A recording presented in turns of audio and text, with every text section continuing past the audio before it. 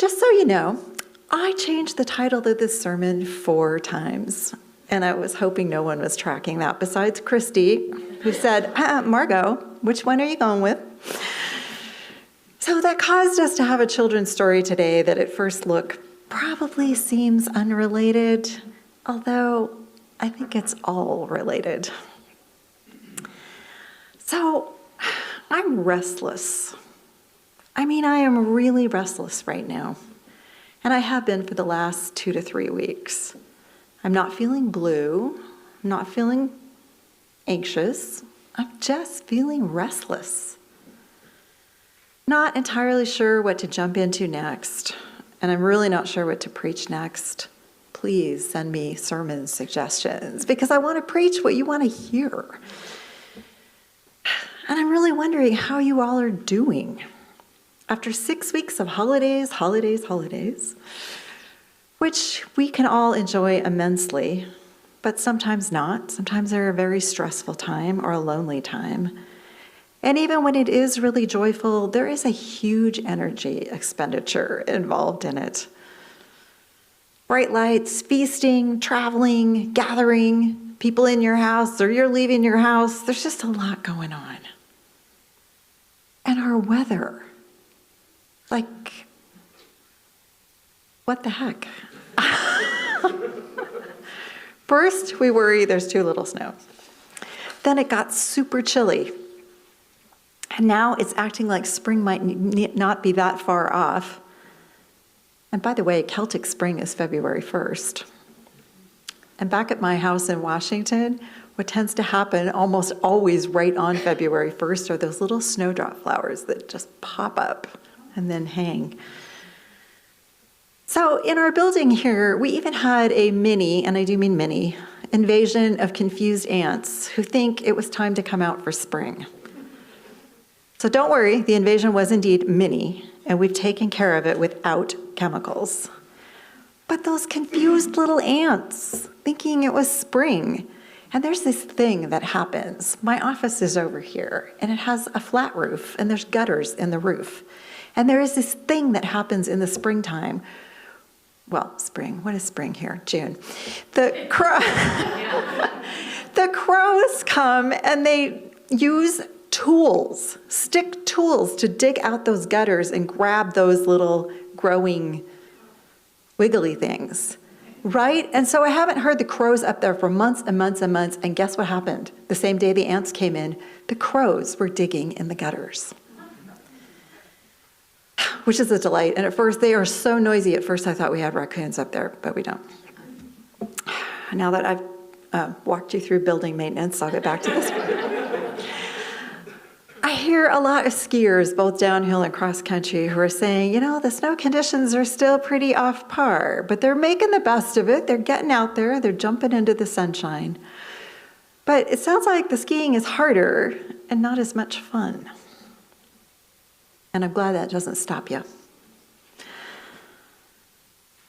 So, maybe it just takes a while to move off from the holidays, those tasks, those get-togethers, and shift to something new. I don't know how many of you make New Year's resolutions. I actually don't. I set some intentions sometimes, or I kind of try to create some space in my week, but this year I didn't even do that. So then I started wondering, is everyone feeling this restless? Of all the groups I went to in the last 3 weeks, I tried to poll everybody. Listening to the news does not help quell our restlessness. As we vacillate between wanting to be informed and needing to take a break from the tragedies of war and the ugliness of politics. So this morning, we're going to spend a little time in restlessness, silliness, and hopefully kindness being an offshoot of the silliness. And then you can decide at the end how it all fits together in your life. And given the current state of my thinking last week, it might be all entirely unrelated, but we'll see. We're also enjoying the thinking of writer and author Ross Gay. Barbara Tilka just read a piece from his book, The Book of Delights. So primarily, I want to talk about silliness, but hopefully kindness that follows. One of the things that caught my eye this month is that the next project of the Random Acts of Silliness organization is happening just in 2 weeks. So I came to Bozeman from not Seattle proper, but the Seattle area. And when I came to Bozeman 18 months ago, I found out you have a Random Acts of Silliness organization. And I was like, what? Not realizing that they actually are all over the place in the US, probably around the world. But I experienced this with such curiosity and truly delight. Random acts of silliness, these are my kind of people. And there was something about it that sounded mischievous, not in a bad way. So I went on their website. They list their mission as, we build community by sparking whimsy and creativity in the young and the young at heart through original and engaging art, installations, theater productions, and random acts of silliness. If you've been in Bozeman for a while, you probably already know that they are the hosts of the Brumblewood Thicket, which is that fairy village out at Glen Lake Rotary Park. I know people took kids there. I know some of you took grandkids there. And it didn't even need to involve kids. You could just go for your own delight. And it was really quite something. And then they do the fantastical forests, which are mythical creatures hidden around the Gallatin Valley. You can go on hikes and see things like the jackalope at the Highland Glen, a unicorn at the Sourdough near Riley's Bridge. Then there's a yeti and a kraken at other locations. They're all painted with non-toxic paints that just will fade over time. I actually think the UUFB hiking group has to schedule a few hikes that's going to involve going to see the kraken and the jackalope. So, and their neck, and then in the paper a few weeks ago, when I thought there were a photo of one of their displays of the 36 pairs of frozen pants. How many of you saw the frozen pants? This was 2021. Oh, okay. And I thought that was really brilliant. I also like those pants that are over by the library. They look like pants, but it says woman at the beach. But all we get is her legs.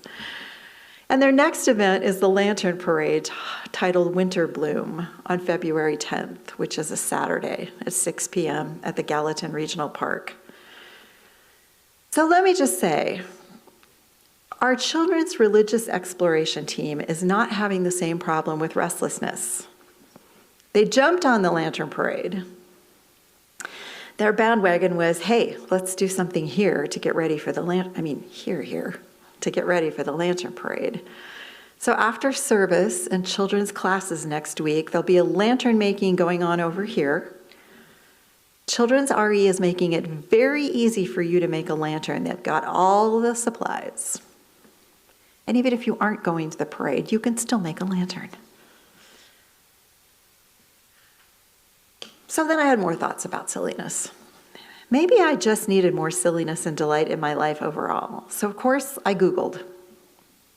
The benefits of silliness are being documented in reputable medical studies. Laughter releases neuropeptides, which in turn strengthen our immune system.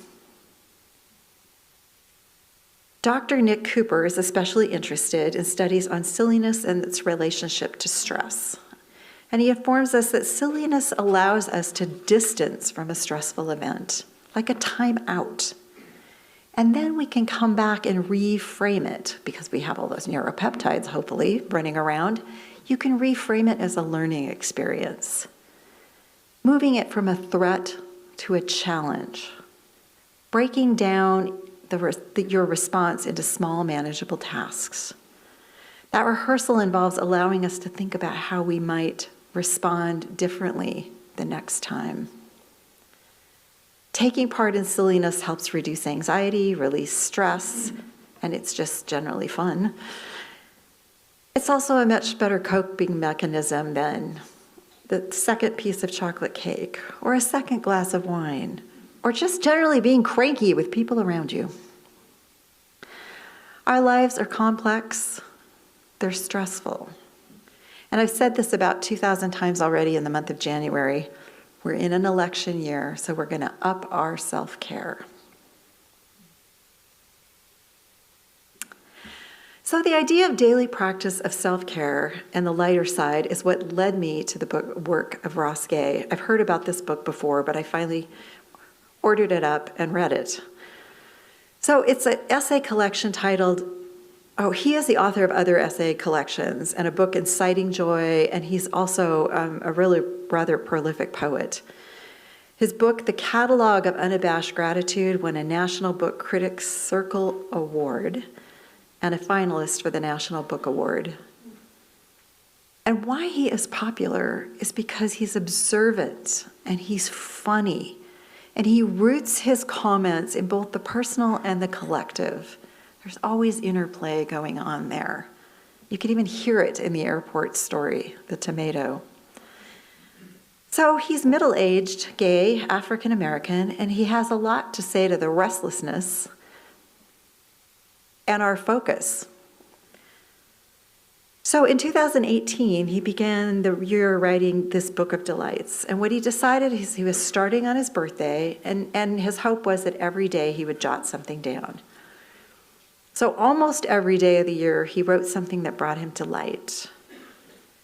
So not just humor, not just happiness, but this mischievous little place where humor and meaning come together, and the individual and the collective come together. In the tomato story, it was Ross managing his tomato, but everyone else was able to share in his joy and the little mischief that went with putting a tomato on a plane. In a minute, I'm going to share one of his childhood stories. And this story resonates for me because I find driving around Bozeman is really pretty stressful. And let me say, I drove around downtown Seattle for years, and I did it recently. And that is simply no comparison to my experience in Bozeman.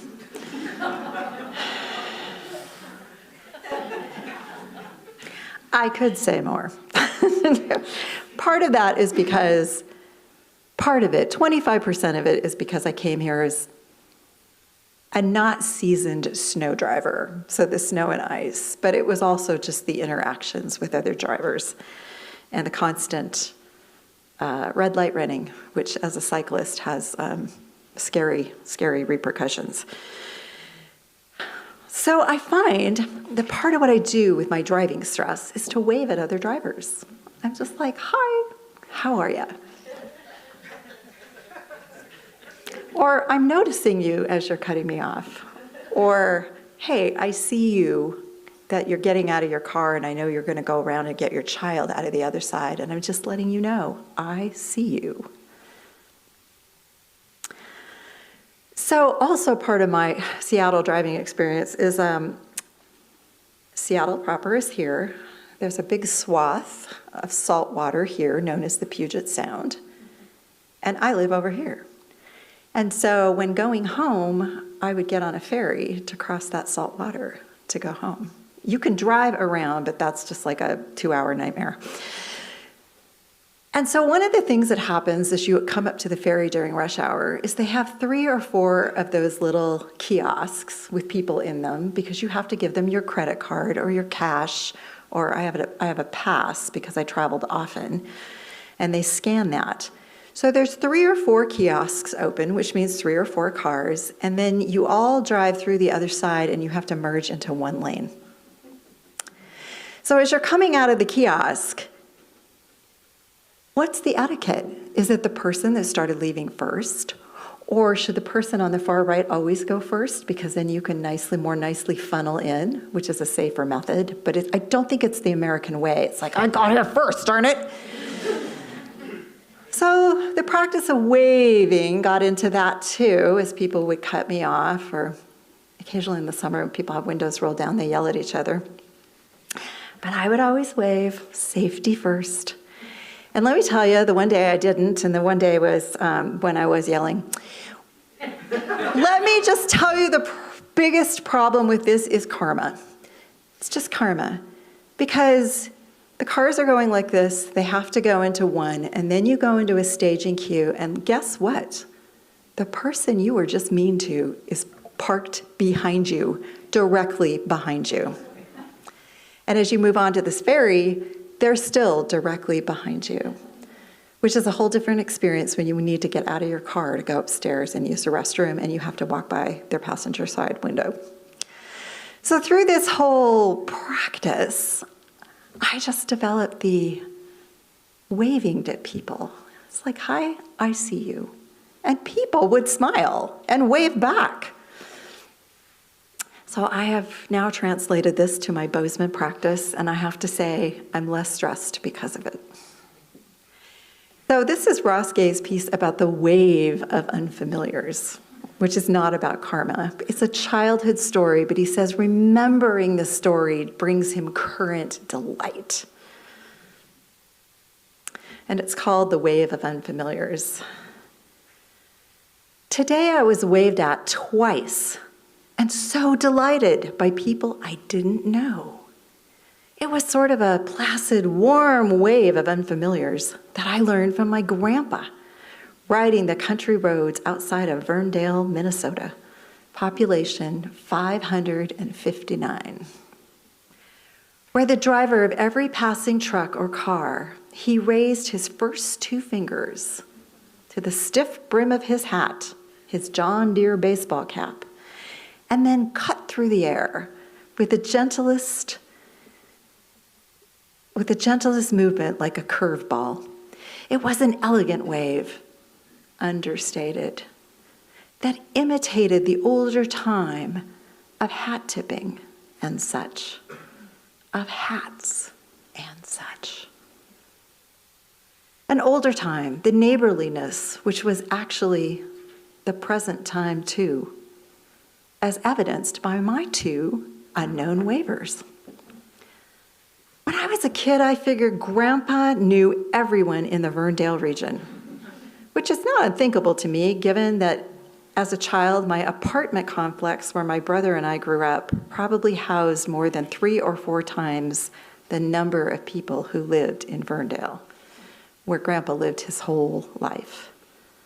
And though I didn't, I could imagine waving to most of the people in our apartments, given that I delivered the piggyback shopper. Do you remember that? There were coupons, the piggyback shopper, to every one of them. Not to mention that knock, knock, zoom, zoom, mischief. But my grandpa's waving got more impressive as he kept on out of the county on the roads past Wadena and Staples, New York Mills, and Alexandria. My grandpa was like an ambassador. He waved all the way down to St. Cloud and over to Duluth. He waved down the cities when we went to see Kirby Puckett. But nothing confirmed my grandpa's fame more than when he waved us down to Brainerd to see Paul Bunyan and the Babe, Big Blue Ox.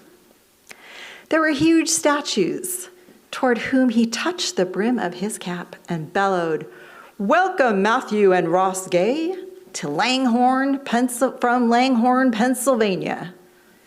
And I thought my grandpa was the mayor of Minnesota.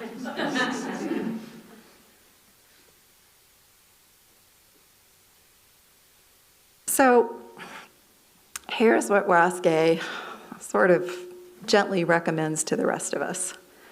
He said he made up a few rules about writing, most of which is just start.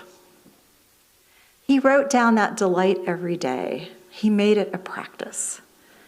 And because it was primarily a daily practice, he says patterns, themes, and concerns will start to show up. The things that often came to his mind were his mother, racism, kindness, politics, pop music, books, dreams, what happens in public spaces, which again he's a master at because it's the individual and the collective coming together in these public spaces. And then he also thought a great deal about his garden. Gay says he developed, and I'll quote him here, delight radar, something that implies that the more you study delight, the more delight there is to study. A month or two into the project, delights were calling to me, write about me, write about me. And it was rude not to acknowledge them. I also learned this year that as my delight grows, much like love and joy, when I share it. End of quote. So the end of the disjointed, restless sermon is maybe you'll spend 5 minutes every morning, or let's start small, 2 mornings a week, jotting down a few notes about something that delights you. No complete sentences required. Doesn't matter if your writing goes all over the page. The Book of Delights will also go over here in our lending library, which is the bookshelf kind of over by Christy's office back here. I will tell you, I have dog-eared it and underlined in it. It probably makes it not all that great to read out of this copy, but you can at least flip through it and see if it's something you want to order for yourself or put up with the beat-up copy. I was also delighted to find out there's now a second book. I was in the country bookshelf yesterday, and there it was, the next volume of the Book of Delights. So I think it's called the Book of More Delights.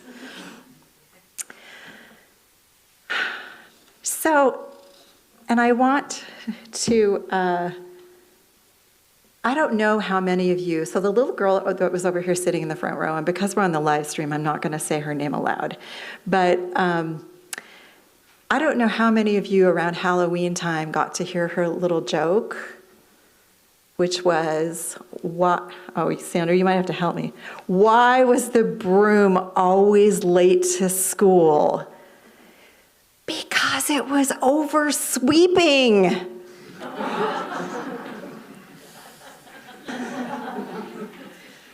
She delighted us with that, 200 times?